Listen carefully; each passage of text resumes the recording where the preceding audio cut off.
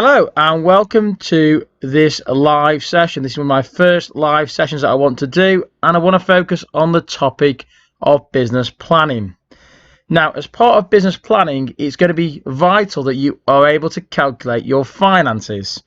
Now, you can do this really simply by using a spreadsheet package.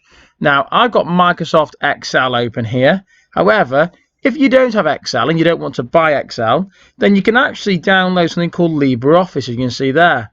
Now, LibreOffice is totally free. It's not virus or anything like that. It's perfectly great to use, and it actually has a spreadsheet application in there. Also, Google does have the same facility online, and so does Office with its 365 account. So really, all you need is a spreadsheet. Once you've got your spreadsheet and you've got your business idea, what you need to do is think about trying to categorize some of your costs. So the first thing we're going to do is understand some business terms. Now, startup costs, the one there, so I'm clicking on there, they are one-off costs. So you can see there I've highlighted in yellow any cost that's one-off in a business. So for example, and I'm going to make a list here, one might be the shop sign, because I only need to buy the sign once. Another item might be my till, and then I might have my fixtures and fittings. You can see there. Now, they're all one-off costs that I have in my business. Now, what I would do now is I'd go onto the internet and find out how much these cost, but I've done some research already. I know that roughly a shop sign is about £500. A till, it can be any sort of price ranging from really £100 up to about £1,000 if you want a really fancy one. Again, I'm looking for more basic one, £300. And I need to allocate £1,500 for fixtures and fittings.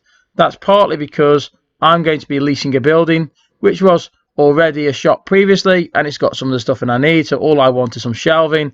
I want a new carpet putting in, which is going to be part of my fixtures and fittings. And there you go, I've got my startup costs. You may think of other items that you need to buy for one-off. Make a list of them and put them all in there. And then simply make a total. So click total. If you press the equals key and then you write the word sum like that and double click on sum, you can select those numbers you've got in your total like that, press enter, and it'll give you a total amount. If you want to make them into currency, click up there, click on the currency option, and you can see there that now you've got your startup costs of £2,300. Now, alongside my startup costs and one-off costs that I've got in my business, I've got operating costs. Now, operating costs, and I'm going to highlight those green for the moment, they are costs that are ongoing. So when I run the business, the costs that I have to pay every single day. So one of the most obvious ones will be rent. I'll have to pay insurance.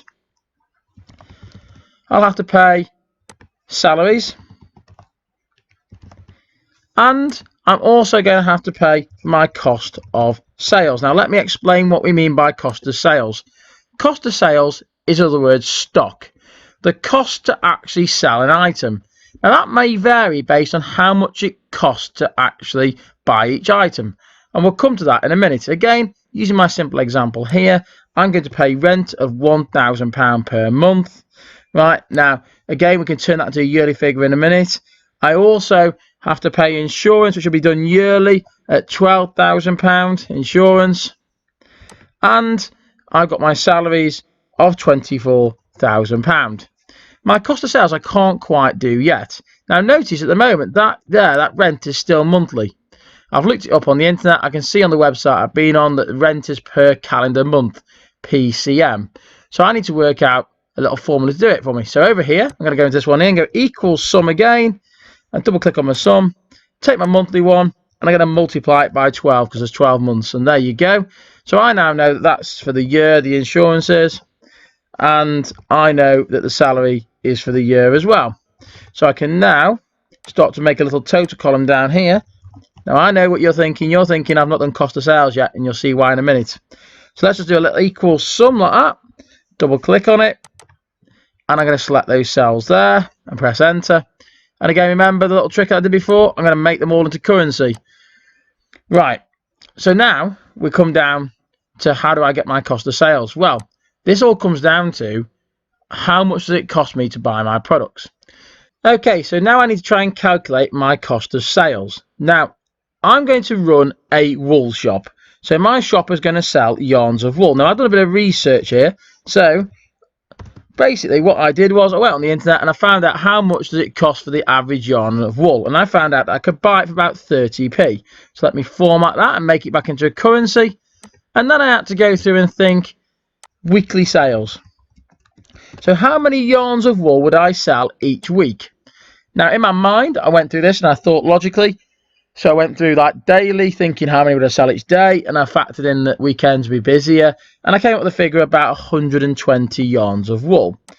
And then, because all my figures are in yearly figures, remember these are yearly figures, I thought, well, I need to get that really into yearly figures, so I'm going to go yearly sales. And again, really simply, all I've got to do here is then go equals that number there and multiply it by 52. Now, those of you who observe it will notice the problem here is it's turned it into currency, and I actually don't want it in currency. I want it back in normal numbers, because we talk about how many yarns of wool do I sell. We haven't got that far yet. So my yearly yarns of wool that I sell are 6,240 yarns of wool. So I now need to work out my cost of sales. And really simply, I just go equals how many yarns of wool I sell each year and multiply it by how much it costs me to buy each yarn of wool. And you can see there, I've now calculated my cost of sales. So in other words, it will cost me £1,872 to buy in those yarns of wool. So we've now got our two types of cost. And lastly, this is where the money is coming into our business. We're going to look at revenue. Now, revenue means money coming into your business. So we want to work it out from sales of wool. So what we need to do now is, firstly, we know that I'm going to sell 6,240 yarns of wool a year. But we are missing one thing. How much am I selling my yarns of wool at? So I need to choose a sales price. In other words, how much am I going to charge for each yarn of wool? We know I buy it from my supplier at 30p, but what am I going to sell it at? Well, I'm going to sell it at £1.50. So there you go. I've chose £1.50. I'm going to make that currency. And then I can now use these numbers to calculate my revenue. So I go equals there, that many yarns of wool, multiplied by my selling price, press enter, and you can see that I have £9,000 coming in. Now, here lies a problem in my business modelling. You can see here that I've got a problem. I've got £49,000 in operating costs, but I've actually only got, at the moment, according to this on sales of wool, £9,360 coming in. I'm going to put a little total column in here because I'm going to show you why we can get creative with this. So equals sum, and choose these here. Now, I was thinking about this. Would a business survive by just selling wool? Probably not. It probably need to deliver some classes. So I'm going to offer some classes to teach people how to knit. And we can do the same sort of modelling here. Now, there's going to be actually no cost to the class because it's my time already. Apart from, I'm going to charge people who come to the class. So class charge is going to be £5 per person. So they are going to pay £5 to come to each class. And now, how many people are going to come to each class? So I'm going to do a bit of calculations again. So I'm going to go back up here now, and I'm going to go weekly classes. Now, this is where I can do a bit more maths on this, and it's all quite clever maths you can do. So how many classes am I going to run each week? I think that realistically, I'm going to offer 5 classes.